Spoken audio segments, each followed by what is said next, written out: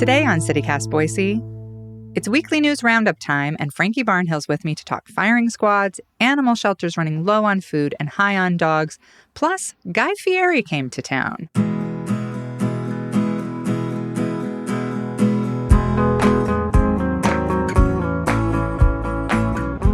It's Friday, February 24th. I'm Emma Arnold, and this is what Boise's talking about.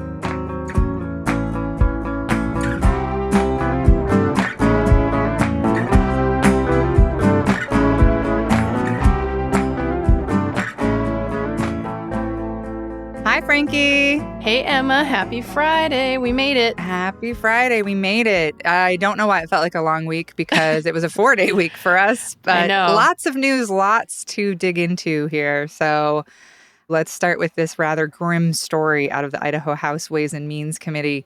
Representative Skog of Nampa is sponsoring a bill that will bring back the firing squad as a form of execution in Idaho. Frankie, what the hell?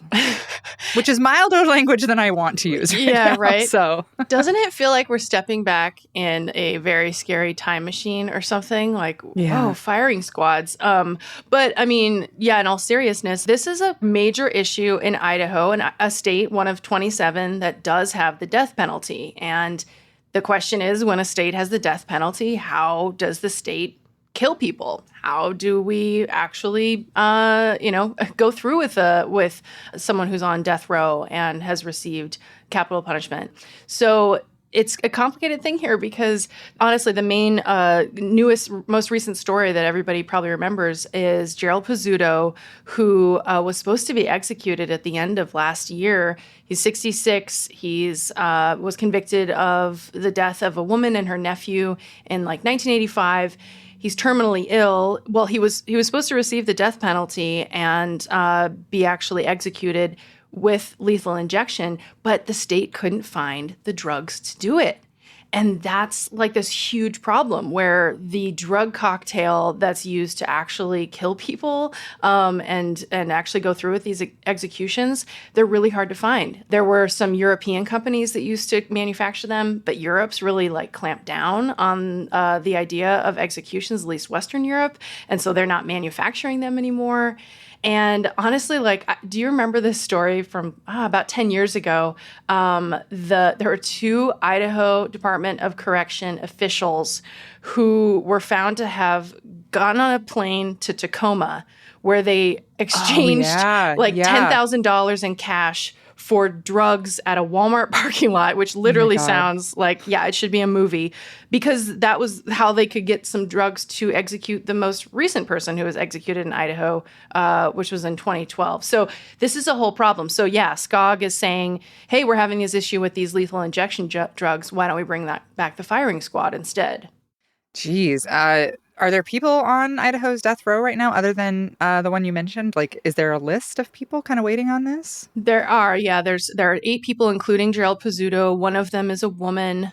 So this issue isn't going away as long as Idaho, maintains having the death penalty, which that doesn't seem like that's going away anytime soon. So the problem of how do we actually do these executions will continue.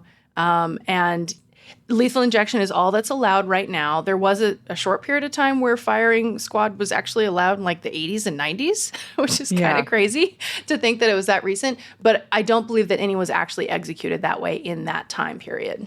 I saw that House Minority Leader Rubel brought up concerns that this could potentially violate the 8th Amendment, that punishments not be cruel and unusual. What does Skog have to say about that? Yeah, he, said basically, well, I'm not a scholar on the 8th Amendment, but in his view, in some ways, the firing squad, he thinks, may be less cruel, unusual in punishment, that it actually might be a slightly more humane way to execute people in Idaho.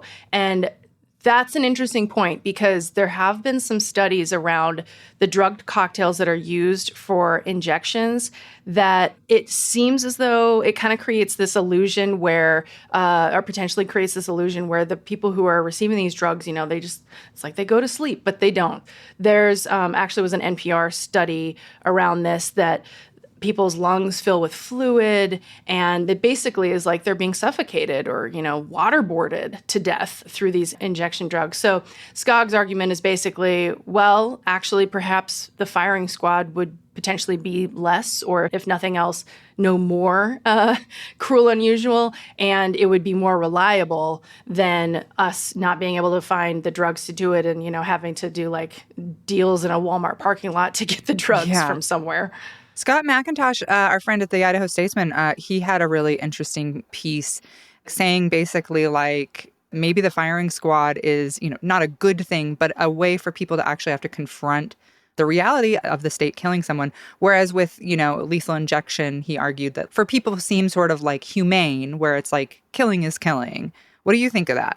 Yeah, it's an interesting argument. I mean, this is literally like one of the most fundamental questions for a state to grapple with if they do have capital punishment, because it's a political question, it's a philosophical question, it's a spiritual question, it's a religious question. Like, how do you execute somebody humanely, regardless of what it was that they were convicted of? And people are going to come down on that in all kinds of ways. But I think it's an interesting thing to point out that, putting people to death, is there a way to do that that's not cruel and unusual? And the line and the definition is subjective. Of course, there's lots of like Supreme Court precedent about what constitutes cruel and unusual. But yeah, this bill, who knows what'll happen with it? It's going up for a public hearing next, so the public will have a chance to weigh in. But do people want this? I don't know. Yeah, I mean, so far what I've seen is people seem pretty horrified by it. Yeah, on the surface, it seems really gross, right? Yeah, but I agree with Scott in that I'm like, yeah, I mean, I think it's horrible and gross personally, as somebody who's against the death penalty either way. But it does sort of, the firing squad seems much more like visceral and terrifying. But I think Scott makes some really good points in that piece.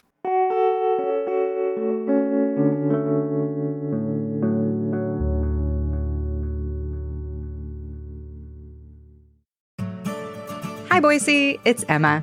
You usually hear me chatting it up with our guests, but right now I have a question for you. Have you ever thought about advertising on CityCast Boise? Every day, this podcast reaches the people who care most about what's happening in our community. Our listeners are the first to try new restaurants and venues. They're giving standing ovations at every show and cultural event. They're socially involved and devastatingly cool. So why not put your message right into the ears of Boise's most engaged and passionate audience? You can learn more at boise.citycast.fm/advertise or send us an email at ads@citycast.fm.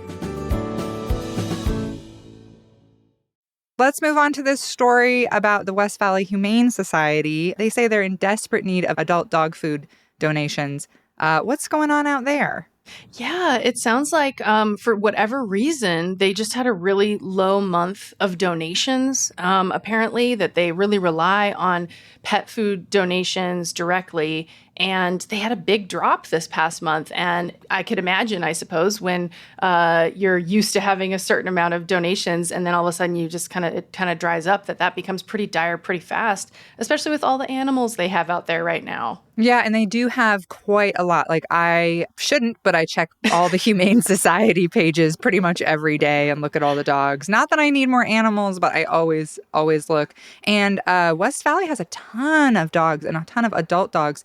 And I saw on a couple different local outlets that the Meridian Canine Rescue is at capacity, and there's been an increase just across the board in pet surrenders this year. Why do you think that is? Oh, well, I'm the same way because I'm scrolling and I'm like, can we get a couple more dogs for Daphne, for my current dog? The dog needs a dog. The dog needs 3 dog friends. Mm-hmm. Yeah, it's interesting. There were, a couple stories at KTVB did a story on this, and so did Boise State Public Radio. And there's a combination of factors. It seems like it's a hard time for some people financially, and inflation is rough, and housing prices are tough, and especially if you're a renter in the Treasure Valley. I mean, we know that there's limited rentals that allow for pets. And so if you were in a place that did allow for pets, but then they jack up the prices, and that means you have to find someplace else. Maybe the next place you find can't have them. So there's that piece.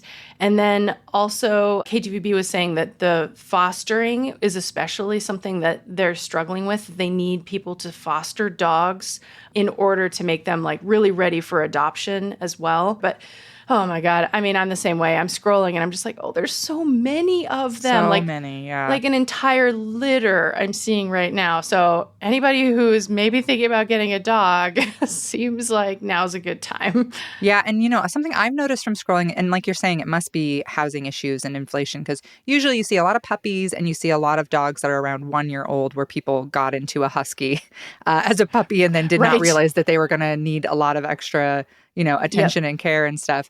But we're now, like, I'm seeing 8-year-old, 9-year-old dogs, like adult dogs that were clearly loved very much that people are having to get rid of. And I just want to tell people that the Idaho Humane Society does have several programs to help you keep your dog in your home if you're struggling financially or if you're struggling with behavioral issues. They have several programs that you can apply for to help you keep your dogs. So if you're thinking about a surrender, there's a lot of times a bunch of different ways they can help you.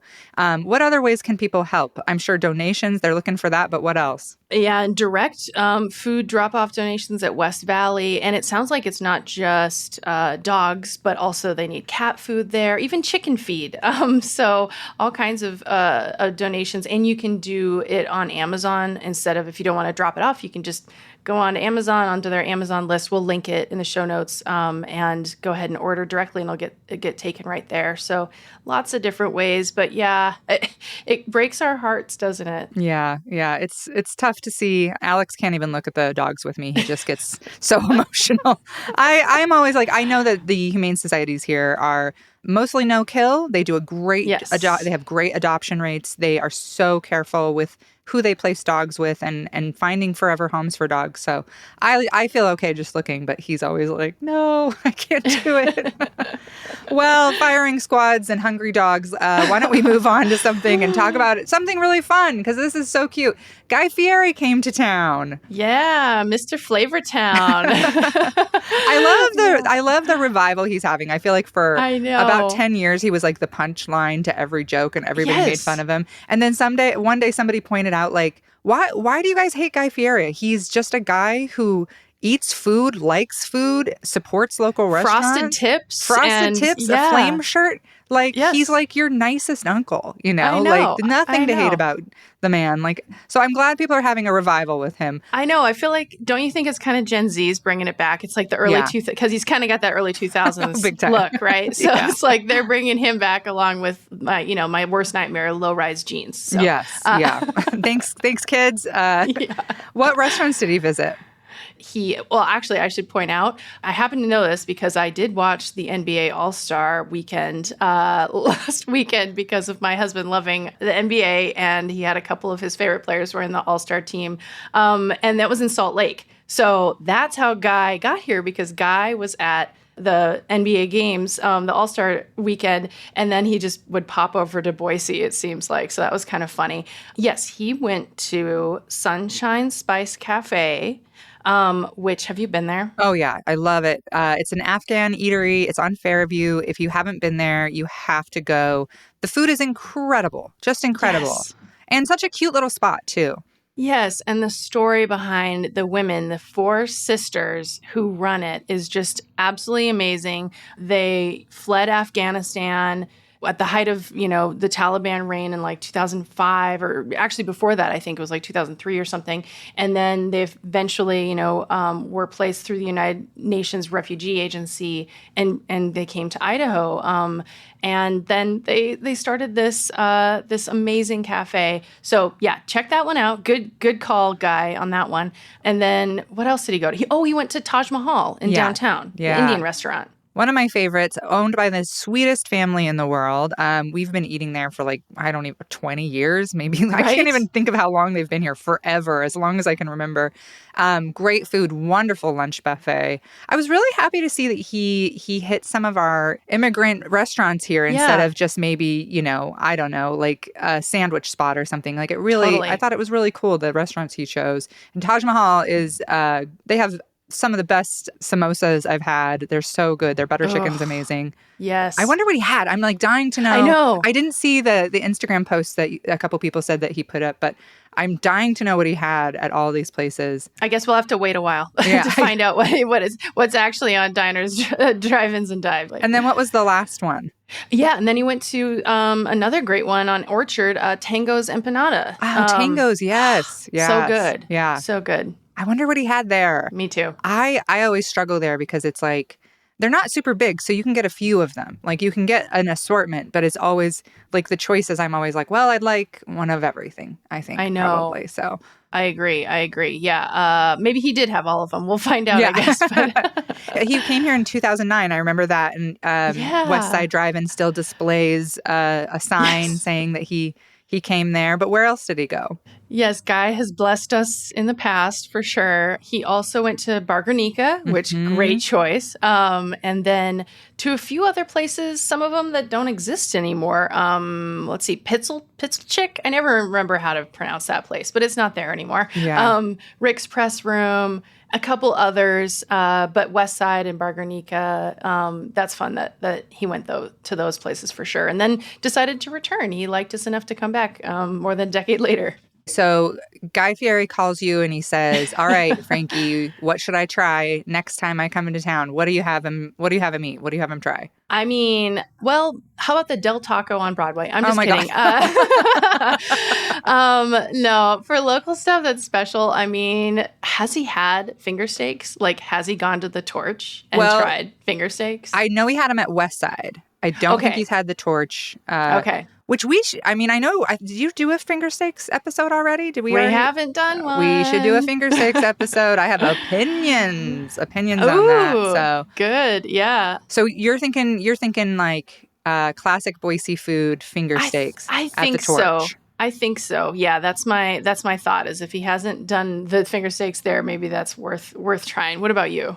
I think I was thinking about this, and I think I would have him try the birria tacos at Adelita's. Oh my God. Which I think I probably, every time we talk about food, I bring up the birria tacos at Adelita's, but they are one of my favorite foods. They're so good. Or the macaroni at either one of the soul food kitchens, at Chow, at the Edwards Complex. Yes. Over off Overland. Either one of those. There's a ton of, both of those shops have amazing food, both the soul food place, the vegan place, and the not vegan place. But both of their macaronis are like my favorite macaroni in town. So that's great. I think that's what I would go with. I would go with those two. Yeah. But honestly, I feel like no notes, Guy. Great job. You did a great job with these picks this time. Yeah. Honestly. Love it. Loved what you went to this time. Love those restaurants. And I hope they get a big old bump from Guy coming into town. Yep. All right, Frankie. Well, that about rounds out the news. Thanks for coming on, and I'll see you next week. Okay. Bye, Emma. See ya.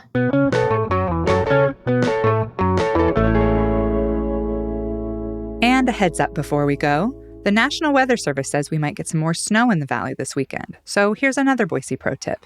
If you aren't comfortable driving in snow and ice, stay home if you can. But if you have to head out on four wheels, give yourself an extra 15 minutes at least to get to your destination safely. You'll want to slow down in general, and when you see a red light or stop sign coming up, start braking early. For snowy hills, AAA recommends not pushing the gas much as you go up, but instead, try to get some momentum before the hill. Then, at the top of the incline, tap your brakes to reduce your speed. Stay safe out there, Boise! That's all for today here on CityCast Boise. The show is produced by Frankie Barnhill and Evelyn Avitia. Blake Hunter writes our Hey Boise newsletter, and I'm Emma Arnold. Our music is by Up Is the Down Is the. If you enjoyed our show today, leave us a review. It helps other people find us. We'll be back Monday with more stories from around the city. Bye!